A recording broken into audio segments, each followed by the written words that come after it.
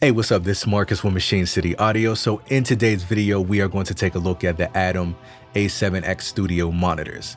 And these are going to set you back about $1,500 for the pair, which is an investment, I know, but shout out to ADAM Audio for sending these to me to check out for the review. But I will let you know that I do not get to keep these. After the review, they have to go back. So you're going to get an honest, unbiased review, all right? So what do you get for $1,500? Well, first off, let's talk about the quality. When you receive these, they come well packaged, and the minute you pull these out of the box, you could feel the quality, you could see the quality. They look amazing, they have some heft to them, and they sound great. Next up, I want to talk about the top end. So one of the things that drew me to these monitors was the fact that they have these X-Art folded ribbon tweeters.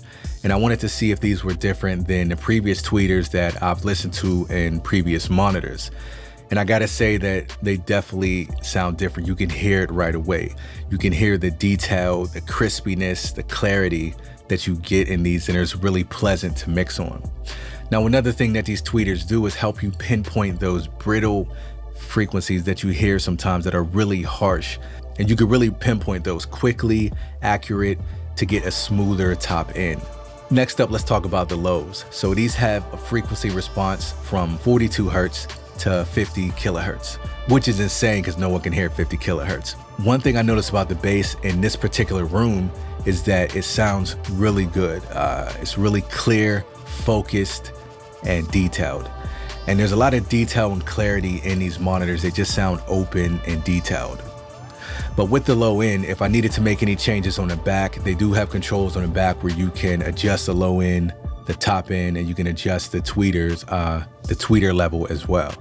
But I've had previous monitors in this room and the bass was a little boomy, kind of woofy, kind of not as controlled and focused, but I don't have that problem with the ADAM A7X'S. It seemed to just be really dialed in just right for this room. So you can really hear those muddy frequencies if you have something that sounds muddy, or if the bass is a little too boomy, you know, or not punchy enough. You can hear these things really well. I mix a lot of hip hop, you know, electronic music, things that have bass in it, and these handle the bass duties. Now, if you really want to hear that deep sub low bass, then you're probably going to have to get a subwoofer or go up to the 8-inch monitors. The sub bass is present, but you're not going to hear it as well as if you had a subwoofer. I don't want you to think it's lacking bass. Like, the bass really sounds good.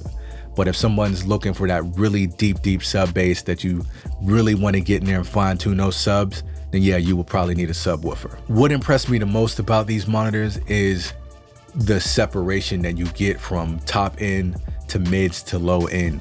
And it's only a two-way monitor.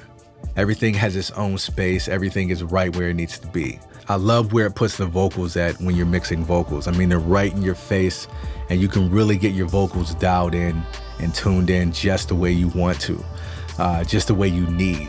So these are really great for that.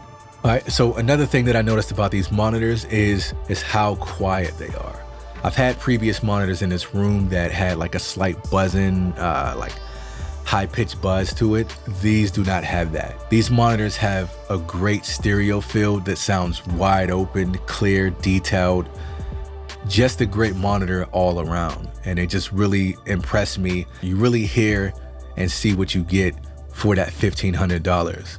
Now, I wish I had something negative to say about the monitors and something bad to say about the monitors, but I really don't. Like, in my opinion, these are some of the best monitors that I've used and had in this room. Now, they may sound different in your room, or, you know, depending on your setup or anything. That's why I tell anybody, when you're thinking about buying some monitors or anything, definitely take it home, try it out in your listening environment, and see if it's something that you want to invest in and if it sounds good for you. Because to everybody's ear is different, everybody hears different, everyone has a different preference. So try them out first before you think about investing in them. Don't really go off of what I say without trying them out, basically. But I can tell you how good they are. They are good, they sound great. And me personally, I plan on investing in a pair of these as soon as I'm able to. I actually learned a valuable lesson by using these monitors. And one of the things that I learned is that you can't cut corners when it comes to investing in studio monitors or your listening environment. These are things that you have to invest in. It probably cost me about $300 to get the panels that you see in this room. I got about 12 panels in here. It cost me $300 to get all the materials and hang everything up. Probably took me about a week or so to do it. So it could definitely be done if you need to put a little investment into your room. The $1,500, definitely, I know that's a huge investment. Like, I'm coming from $300 studio monitors up to $1,500 studio monitors. And when some people say it's not a difference, like, you know, there's no difference between $300 monitors or $1,500 monitors, I disagree. You pay that premium price for a reason, and you get what you pay for in some situations. Not all, but in some, you definitely get what you pay for.